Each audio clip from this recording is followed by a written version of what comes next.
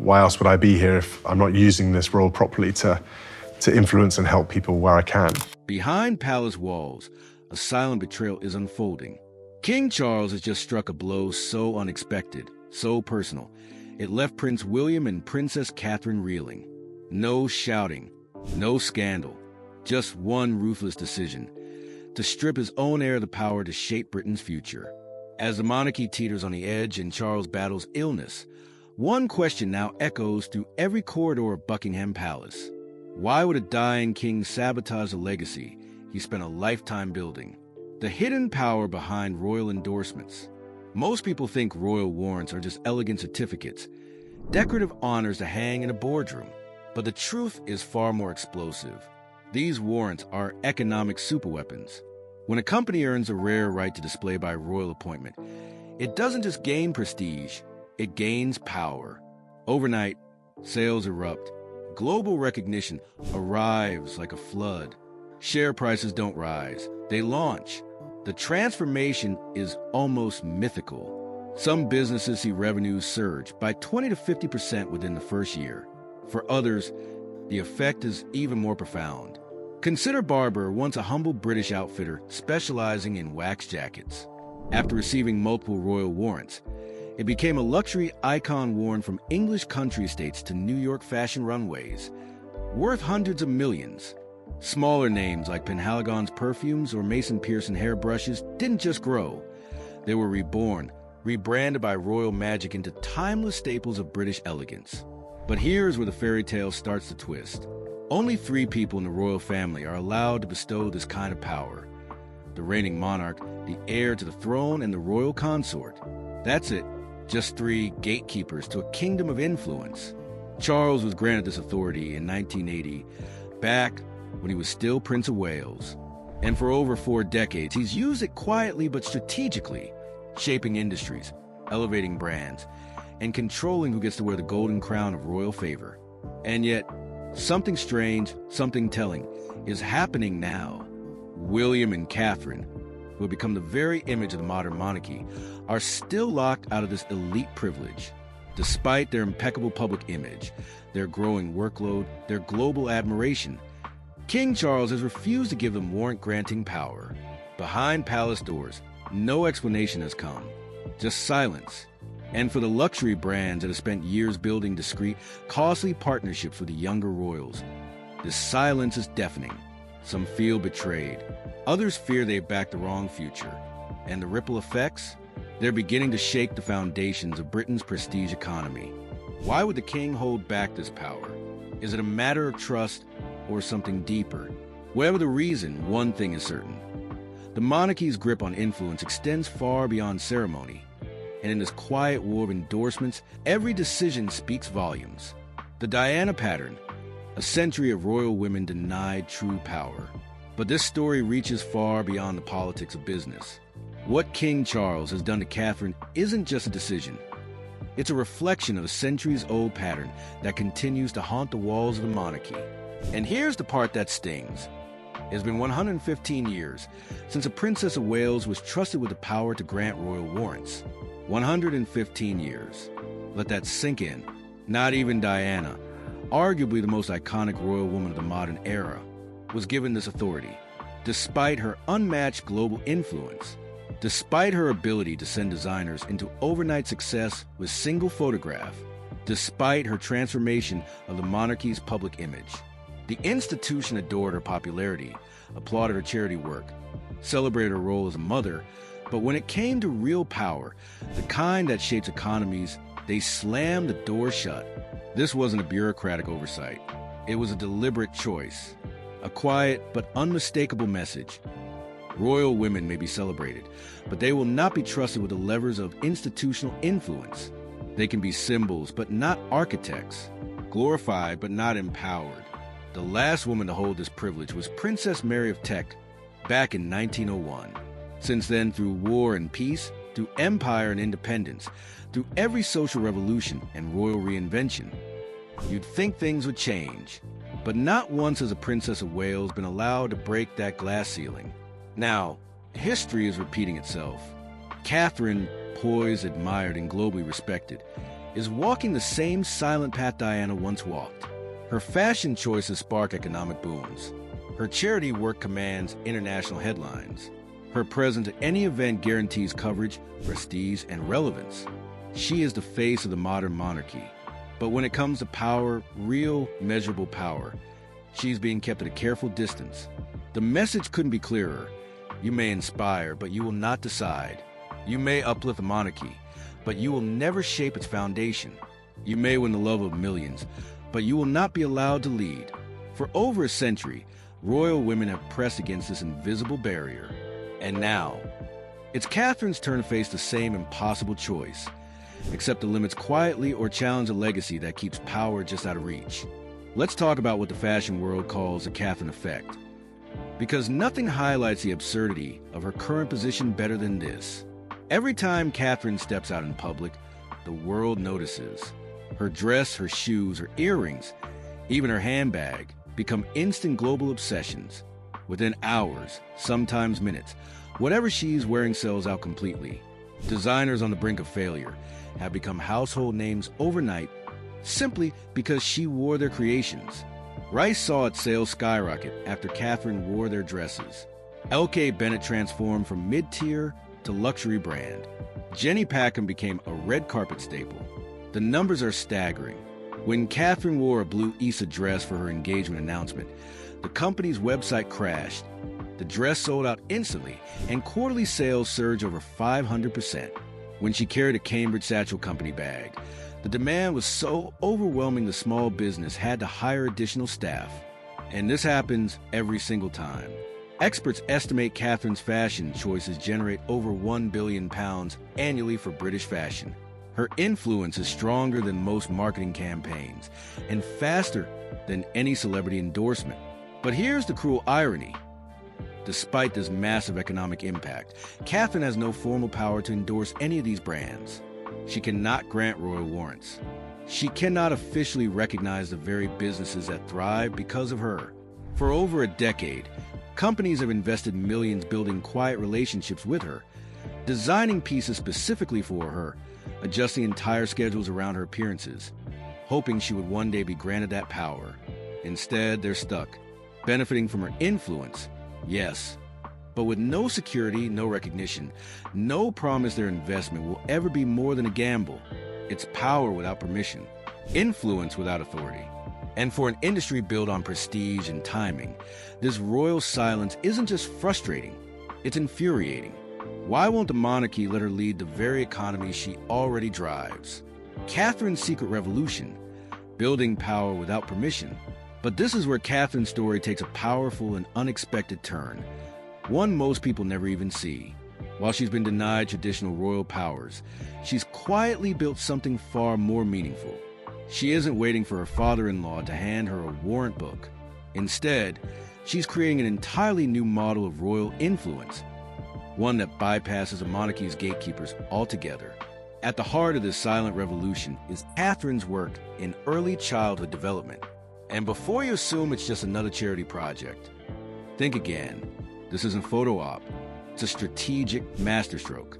Catherine has zeroed in on what scientists and economists agree is the single most important factor in long-term human development and national productivity: the first 5 years of life.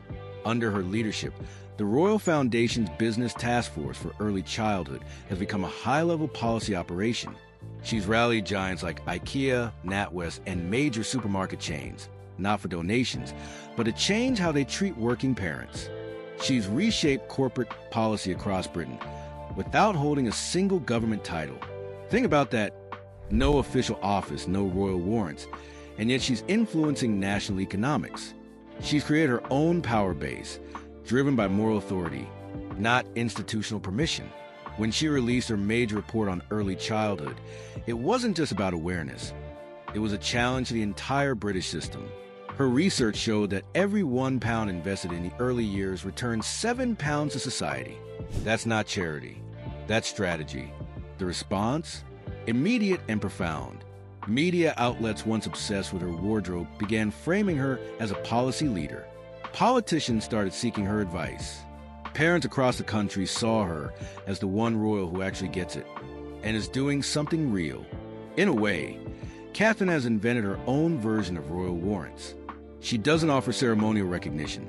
She builds partnerships that create lasting social and economic impact. She's shown that in today's world, moral authority can eclipse ceremonial power, and she's wielding it with quiet brilliance. The most genius part? It's immune to palace politics. Charles can withhold warrant powers, but he can't stop Catherine from shaping the future through values, trust, and action. She's not just playing the long game. She's rewriting the rules. The brothers' diverging paths, loyalty versus liberation. While Catherine has been quietly building her own sphere of influence, Prince William finds himself in an increasingly painful position. For years, he's done everything right, followed every rule, met every expectation, sacrificed personal freedom in favor of royal duty. Unlike his brother Harry, who chose rebellion and exile, William chose loyalty. The contrast between the brothers couldn't be more dramatic. Harry saw the constraints of royal life and walked away. He chose love over legacy, California over Commonwealth, media freedom over palace protocol. It was messy, public, and final, but it gave him control over his own narrative. William did the opposite. When criticized by the press, he stayed silent. When duty clashed with desire, he chose duty. He married the perfect partner, raised his children within palace expectations, took on more royal responsibilities without complaint. He became the model heir, the future king the crown could rely on. And yet, here's the cruel irony. Harry's defiance gave him immediate independence. William's loyalty has earned him more restrictions. Despite decades of flawless service, he still denied the royal warrant powers that would allow him to shape the very institution he's devoted his life to protecting. Imagine the psychological toll. William has spent his entire adult life proving he's ready, only to be told again and again that he isn't trusted enough. He's managed crises, represented the monarchy with dignity, balanced tradition with modernity, and still, the tools of real authority remain out of reach. Behind palace walls, insiders whisper that William's patience is wearing thin. Publicly, he's hailed as the future of the monarchy. Privately, he's denied the power to actually influence that future. It's a maddening contradiction, and the comparison with Harry becomes even more painful when you look at their relationships with their father. Harry's public criticism of Charles may have been harsh, but it forced difficult conversations. William's diplomacy preserved peace, but may have allowed dysfunction to persist, because sometimes burning bridges forces people to build new ones, and sometimes endlessly repairing old ones only prolongs their collapse. The king's dilemma: cancer, control, and the countdown clock. At the center of this growing dysfunction sits King Charles, and understanding his actions means confronting some uncomfortable truths. He's 76 years old, battling cancer, and carrying the immense responsibility of modernizing a 1,000-year-old institution without unraveling its core identity. The choices he makes now won't just define his reign.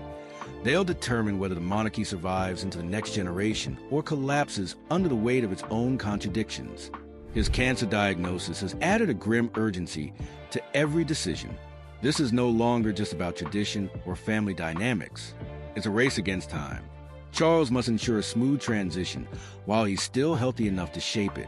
Each delay increases the risk that change will be forced upon the monarchy, abruptly and without proper preparation. Royal insiders called 2024 brutal and dreadful, with both Charles and Catherine facing cancer. The monarchy's fragility was laid bare. It became painfully clear how quickly circumstances can shift, and how dangerous bureaucratic hesitation becomes when the stakes are existential. From Charles's perspective, withholding warrant powers might seem like caution. He spent decades learning the delicate balance of royal endorsements and understands their economic ripple effects. Maybe he truly believes William and Catherine need more time to mature into that responsibility. Maybe he fears that one wrong move would damage the crown's hard-won credibility. But there's a less generous interpretation. Charles spent his entire adult life waiting. Decades spent in his mother's shadow, often frustrated by her unwillingness to share power. Now, after 70 years as heir, he finally wears the crown. And perhaps, consciously or not, he's repeating the very behavior he once resented. clinging to control just as it was once withheld from him. There's also the possibility that his hesitance is personal, not institutional. Maybe his quiet doubts about William's judgment or about Catherine's growing influence. On the surface, they seem ready. But within royal families, what we see publicly is rarely the whole story. Behind palace doors, private tensions, unspoken rivalries, and generational differences often drive decisions that appear purely political from the outside. Whatever the reason, Charles's delay is creating a dangerous vacuum. If illness prevents him from making these critical decisions, or if he dies before empowering his successors, the monarchy could face a full-blown succession crisis at the worst possible time. Public support is already fading among younger generations. One misstep could accelerate that decline dramatically. And here lies the bitter irony. In trying to protect the institution through control, Charles may be weakening it from within. By delaying trust in those who will carry the monarchy forward, he's creating the very instability he fears most. Palace tensions and the price of paralysis. Behind the polished photo ops and carefully worded press releases, palace insiders describe a growing sense of tension and frustration within the royal household. The delay over royal warrant powers has become more than just a policy issue. It's now a symbol of deeper dysfunction, with consequences rippling through nearly every corner of royal operations. Staff are feeling the pressure. When businesses approach the palace asking for clarity on partnerships or endorsements, there are no clear answers to give. Protocol relies on knowing who holds which authority. But right now, that structure is blurred. What was once routine has become uncertain, creating logistical chaos on top of political unease. The business world is losing patience. Companies that have spent years fostering relationships with William and Catherine are beginning to question whether those efforts will ever be rewarded. Some are now shifting focus, building ties with other royals, or reconsidering involvement with the monarchy altogether. International partners are also baffled. When William and Catherine travel abroad, they're presented as senior, empowered royals. Yet behind the scenes, those same partners are shocked to discover how limited their actual authority is. This gap between image and reality is damaging the monarchy's credibility in global business circles. Catherine, in particular, finds herself in an awkward position. She generates enormous economic value, especially for British fashion and retail, yet she can't officially recognize or formalize any of those relationships. Brands benefit immensely from her influence, but can't secure lasting partnerships. It's profitable, yes, but institutionally absurd. And looming over everything is a growing fear. What happens if King Charles's health worsens quickly? If William is suddenly required to assume greater responsibility without proper empowerment, it could create a constitutional crisis. Transitions of royal authority must be gradual and intentional, not improvised in the middle of a health emergency. Royal historians note that Queen Elizabeth handled this perfectly. Throughout the 1990s and 2000s, she steadily delegated more duties to Charles, giving him space to grow into his future role while she remained in full control. But Charles hasn't followed that example with William, and that break from precedent is raising eyebrows in both the palace and parliament. Even government officials are beginning to feel the strain. When royal input is needed on business policy or ceremonial matters, there's growing confusion over who actually speaks for the crown. In moments of economic crisis, that kind of ambiguity could become more than inconvenient. It could be dangerous. The monarchy has always survived through clarity, tradition, and careful planning. Right now, it's teetering on uncertainty, and time is running out. The ultimate irony, power built despite denial. As this royal drama continues to unfold, perhaps the most fascinating twist is how William and Catherine have responded to being sidelined. Instead of waiting quietly for Charles to hand them warrant powers, they've taken matters into their own hands, building alternative forms of influence that may ultimately prove more powerful, more modern, and more lasting than anything the traditional system could ever offer. Catherine's early childhood initiative has evolved into something resembling a shadow government department. She's conducting research, shaping public policy, influencing corporate behavior, and delivering measurable social change. Without any formal title or governmental position, she's created a moral authority that's cutting through red tape and creating real impact. In today's world, That kind of leadership resonates more deeply than ceremonial ribbon cutting ever could. Meanwhile, William has been doing the same, quietly and strategically. His work on mental health, homelessness, and climate change has forged direct partnerships with NGOs, private corporations, and global institutions. These relationships function independently of palace protocol. They're built on shared purpose, not inherited privilege. Together, William and Catherine have formed what can only be described as a parallel royal operation, one that operates not through titles or tradition, but through relevance, results, and authentic engagement. Their influence is rooted in accountability and trust, not pageantry. It's a royal model for the 21st century, more democratic, more responsive, and arguably more effective. And here's the ultimate irony. By denying them traditional authority, Charles may have accelerated their evolution as true modern leaders. In forcing them to operate without the old tools of power, he inadvertently pushed them to innovate. And in doing so, they created a new blueprint for royal influence that may outlast a monarchy as we know it. We are now witnessing a historic paradox. The older generation holds the authority, but struggles to connect with the modern world. The younger generation lacks the authority, but has already built the influence.